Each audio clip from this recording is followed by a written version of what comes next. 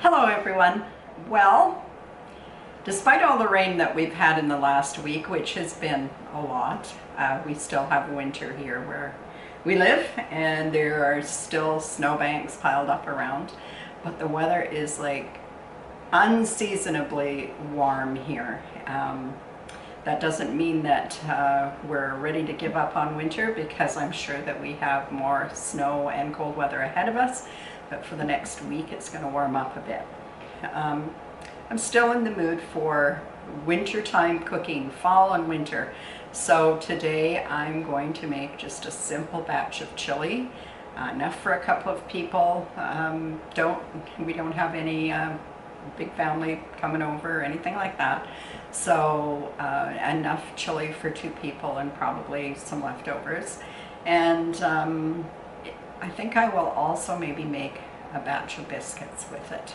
So stick around. I'll gather up the ingredients I need to get the chili started and onto the stove, and then we'll see where it goes from there. So I'll be right back after this.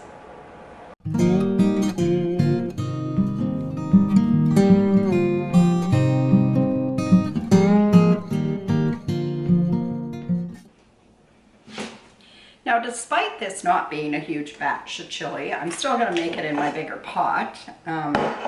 It'll go a little faster because there's more surface area. So I'm going to put about a tablespoon of oil into the bottom of my Dutch oven. And I am going to put in about a pound of ground beef.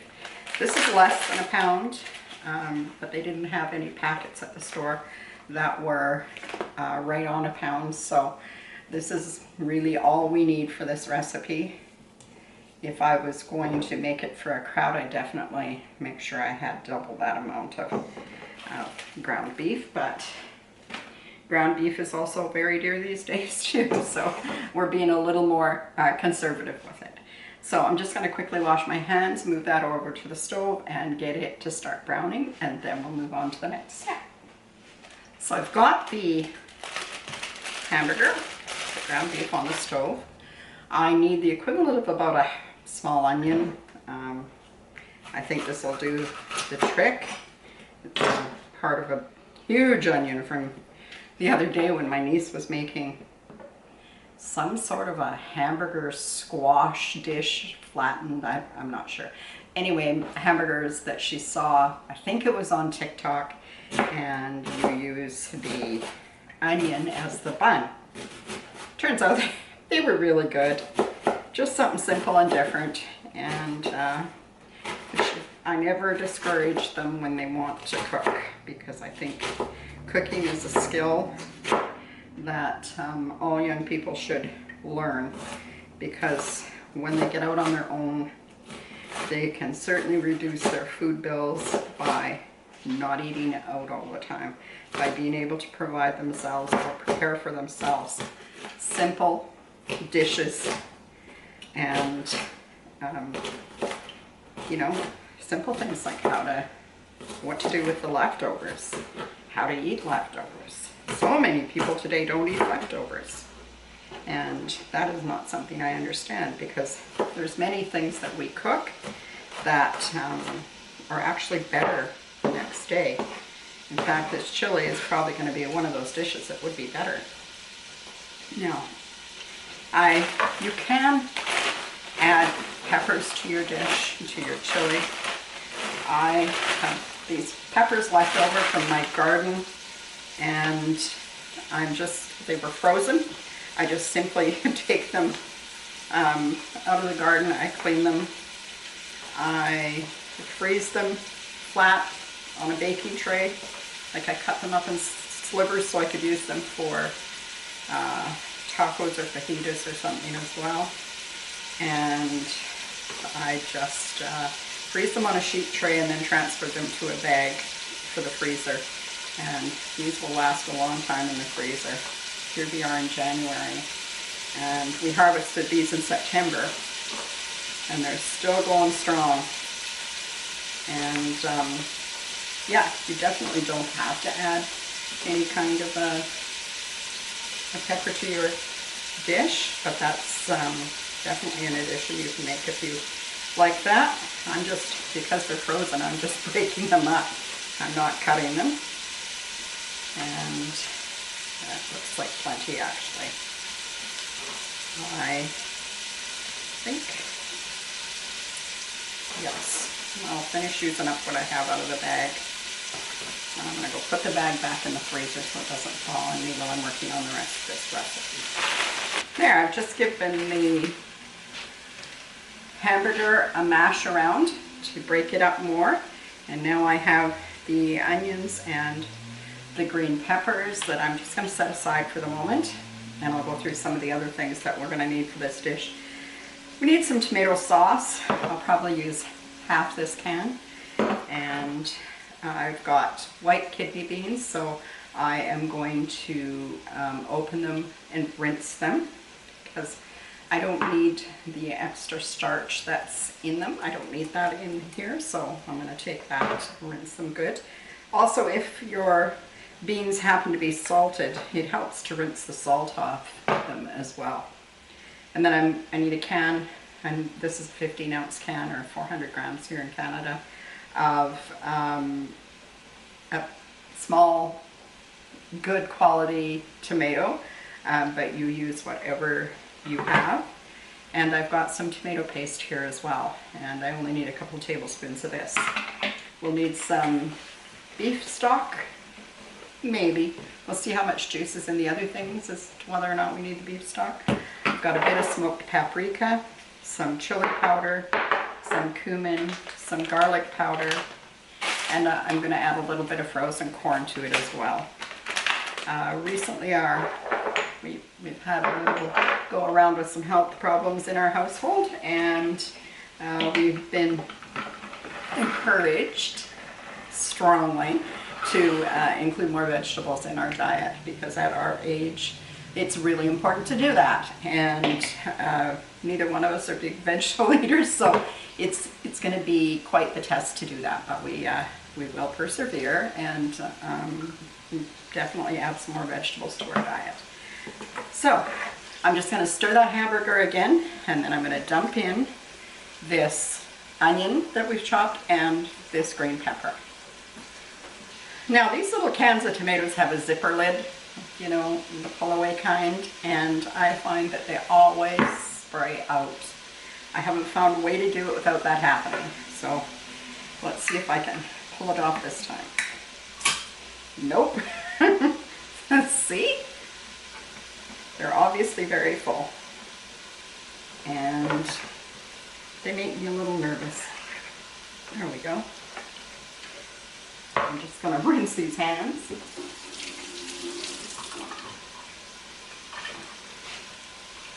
And grab a cloth to clean that up.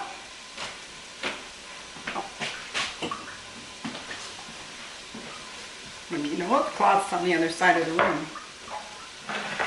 So I'm just going to open up these beans, get them rinsing. Everything all set. This is one of those kinds of dishes that you can set in the morning or set in the early afternoon, or whenever you're preparing to make it, and it can cook throughout the day with a minimum of temperature underneath it, and when supper time rolls around, you've done all the dishes, you've just got the food from dinner or supper time. Do you call it dinner time or supper time? I don't know. I don't know if it's a cultural thing, whether it's a Canadian thing, if it's just like habit from your family. What do they call it? And anyway, we call it both from time to time. Sometimes we call it supper and sometimes we say dinner, but mostly I think I say dinner. Okay, so in they go into the strainer. And we're just going to rinse them. And see, we don't need all that sticky, extra starch that's in the can. So we're going to get rid of that. Just give them a good rinse. Now sometimes, I guess it would depend on what all you were putting together and into your chili, because let's face it, there's 1,000 ways to make chili. But sometimes you may want to have that thickener in there, and that's okay too. If your family culture is to dump it in juice and all, definitely do that.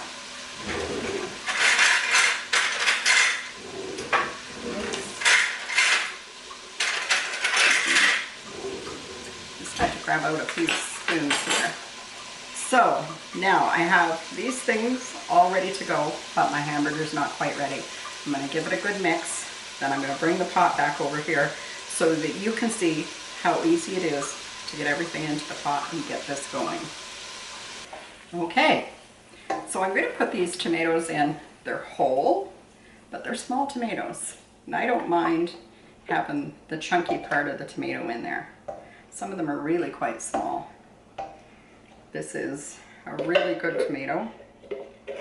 We actually buy these at the Italian store in Calgary, which is the closest big center to us with over 1 million people in it. I'm going to add about half of this can of tomato sauce because I don't want this to be too saucy. Now I'm going to add 2 tablespoons.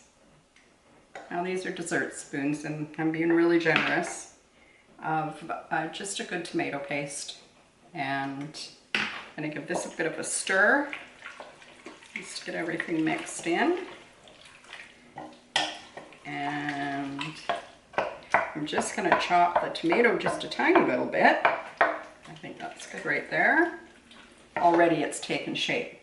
So now we need some spices. I need about a half a teaspoon, maybe a teaspoon of smoked paprika. That was a half a teaspoon because that was a 1/4 spoon I was using. Don't want to get mixed up. I've got some cumin here. I'm just going to double check my recipe because I think 2 tablespoons of cumin, which should empty this jar just about, I think. And we really love cumin in our house, so it's not a hardship if it's a little too much. And next we need 2½ teaspoons of chili powder. Now this is mixed, I'm just testing for heat. And I'm going to add, because of the heat, it's a little hotter, and my husband doesn't care for anything that's hot. I'm just going to add 2 tablespoons of chili powder to it. I'm going to add 1 tablespoon, whoops, yeah, I don't want to dip that one in there. 1 tablespoon of garlic powder. And that's about it for the spices, I guess. Stir it again. Now, there's quite a debate that goes on about whether or not you should add corn to your chili. Sometimes I do, sometimes I don't, but with trying to add more veg to our diet, I'm going to add a cup of corn into here. You do not have to add that if that's not your preference. I love this dish because it's definitely one pot and I can throw it together pretty quickly. Now it's looking sort of dry. I'm gonna show it to you. It's kind of a dry pot and I want it to be cooking for, you know, maybe up to 2 hours. So I am going to add a little beef stock to it. A lot of it will evaporate away by the time I need the recipe to be finished anyway. And so I'm going to add a cup, give it a stir,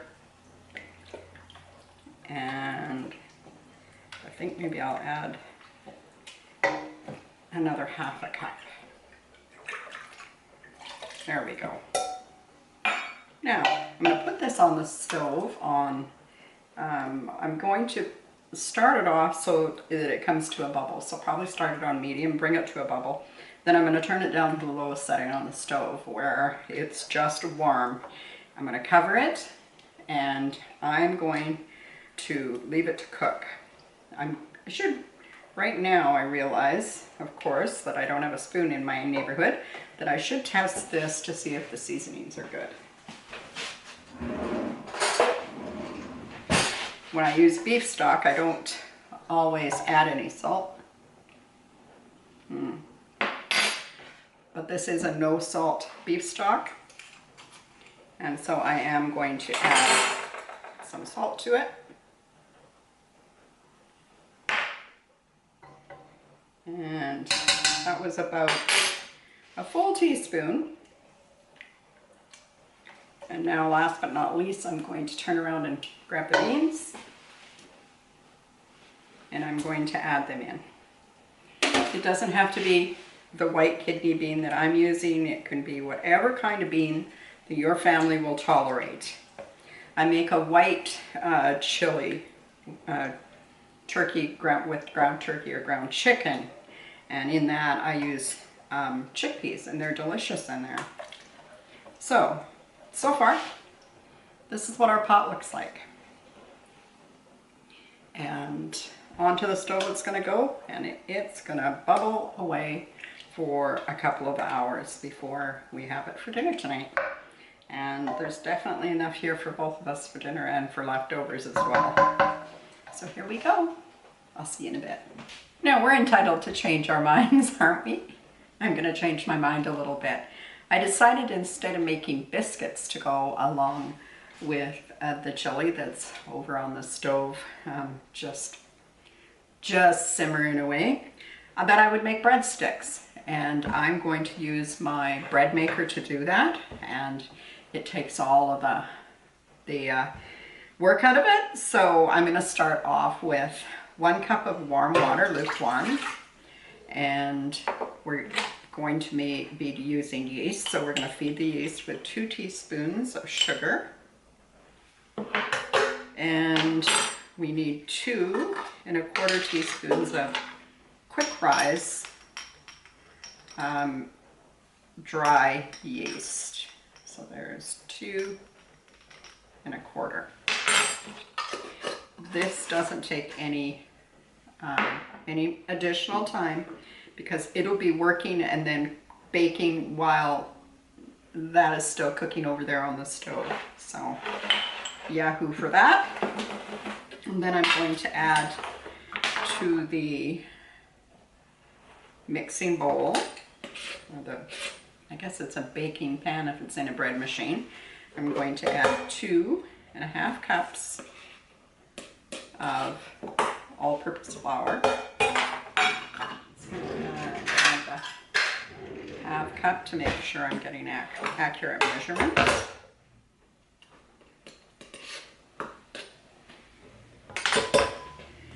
And I want the flavor to come through in this, so I am going to add 1 teaspoon of salt.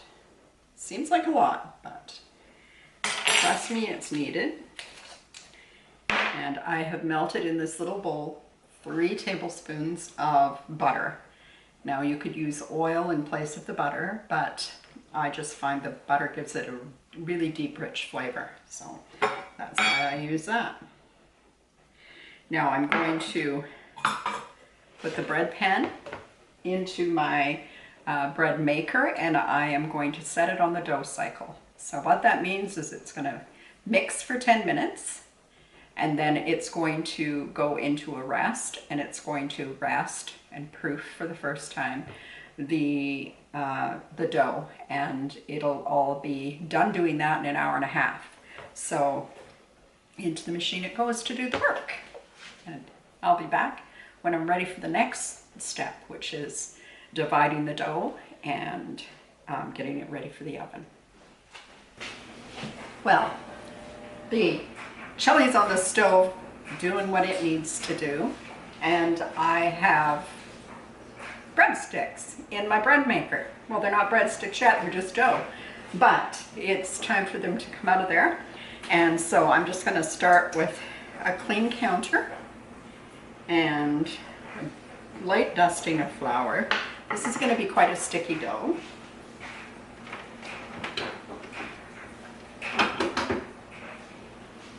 It has had quite the rise on it, and I am happy with it. It's turned out just great. I'm going to add just a little bit of flour to the top too because it is sticky.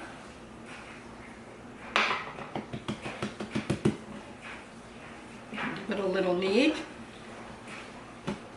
Not too much, it doesn't need an awful lot. I'm going to try and make it a bit maybe long and skinny. And like a long skinny rectangle. Now I have got a bench cutter here that I'm just going to try and cut this in half. I'm trying to make 12 sticks. So a little bit of math here. Let's see how we do. We need, this recipe will make 9 sticks. No, this recipe makes 12 sticks. What was I saying? And I'm sure you could double the batch if you felt like you needed more, but we certainly don't. This is actually the smallest batch of dough that I make in my bread machine is this breadsticks. So now I'm going to take the breadstick. Actually, maybe I'll move these around so that you can get a better view of what I'm doing too. And I am just going to dust a little closer to me. And I want these to be, you know, about 8, 9 inches long. Doesn't take a lot of fussing. Let's get a little flour on it. And onto this tray. I think I'm going to use 2 big trays. Yeah, I'll need 2 big trays probably. These are going to rise for a second time, and I'll let them rise about 20 minutes. And they'll all be different sizes. They won't be perfect by any means, but that won't take away from how delicious they are, for sure. And some of them, yeah, some of them will be longer and fatter, just because it's hard to cut the dough the same, to the exact same amount, unless you're going to use a scale. You could do that, a kitchen scale, and cut them that way. This is what they look like. Oops, forgot to put my toaster away. Had a piece of toast while I was waiting for all this stuff to come together. Just getting hungry. And a little more flour. It doesn't take long, as you can see. And then we are going to mix a little butter. I've got half a cup of butter in a microwavable bowl. And I am going to microwave the butter till it's soft and add a quarter to a half of a teaspoon of garlic powder to it so that we can flavor it. And there we go. So I'll microwave that butter and I'll be right back. Okay, I've got the butter all melted. I'm going to add some garlic powder. That would be the equivalent of a half a teaspoon, because that was the quarter teaspoon. And I'm going to give it a little stir. This garlic powder wants to clump all up. And then I'm just going to take the butter and I'm going to brush the sticks, the bread sticks. all the things we can make these bread machines of ours do if we just put them to work for us. Because they truly are a workhorse in the kitchen, and making our own bread, or at least the kinds of bread that I make, is so much cheaper than buying it. And I don't have to guess at what's in it. I know what's in it. There's no preservatives or additives. It means that you do have to use the product up because it will mold quicker than store-bought bread. So you have to be prepared to eat it. I'm just sprinkling each stick with a little bit of Parmesan cheese right out of the shaker. And I have my oven is preheating right now. I won't need it for about 20 minutes, but it's maybe the slowest preheating oven I've ever, well, it is the slowest one I've ever owned. It takes forever to get to the temperatures I want it, but I'm preheating it to 400 degrees. And I am going to let these guys rise, covered up, for 20 minutes. And then, or until about doubled in size, because they will rise some more when they're in the oven. And there's that. Now I have some butter left over, so I will put it in a small mason jar. And I'll put it into the refrigerator, and the next time I make breadsticks, I'll just pull it out, and I won't have to go through that process again.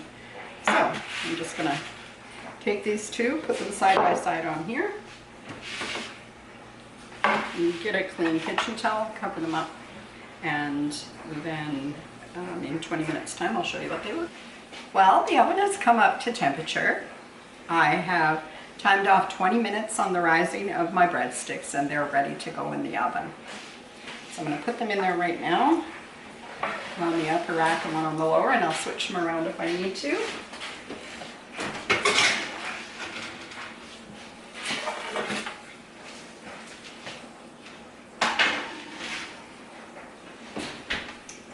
And I'm going to leave them in the oven about 12 minutes, 10 to 12 minutes. It won't take too long, that's for sure. Before I haul them out of the oven, I wanted to say thank you to Jan from New South Wales, who sent me this lovely card over the Christmas holidays, and showing me what it looks like where she is, which is certainly not snowy and mountainous like where we live. What a beautiful card, and how to pique my imagination. Thank you so much, Jan. I really appreciate that you thought of me and wrote me this kind letter. Thanks very much. So I will be back here when these guys are cooked and come out of the oven, and I will show you how we're going to serve up this chili for dinner tonight. What's for dinner tonight? I'll see you soon. Well, it's a busy day. I've got the washer running, the dryer running, and this is a perfect dish to have on a day like this when everything's running. I have a simple chili in a pot on my stove, and I have just pulled these breadsticks out of the oven, and this is what we're going to have for dinner tonight. So let me grab the chili. Here's the chili bubbling away, and I'm just going to serve some out in a bowl. I'll show you how we eat the chili. I'm sure that everybody has their own method of doing it, but here's how we do it. Oh, I've made a mess. Hope you can ignore that. And then we add a bit of cheddar cheese that I've just freshly grated, and a scoop of sour cream right on the top, a dollop, if you will. And I enjoy some cilantro on mine. My husband does not. He has different words for it. He calls it yucky and gross, and yeah, not something he enjoys at all, but I do. So this is the chili already, and we're just going to serve it with one of these beautiful hot breadsticks that have just come out of the oven. And I'll just serve it like that. And that's what's for dinner at our house tonight. I hope you've enjoyed this video, folks, and if you have, you'll take the time to give it a like, add a comment, share it with your friends on your social media, and if you haven't already subscribed, please subscribe to the channel. And that's all for today, folks. I hope that I will see you again soon. Until the next time, take care, everyone. Bye-bye.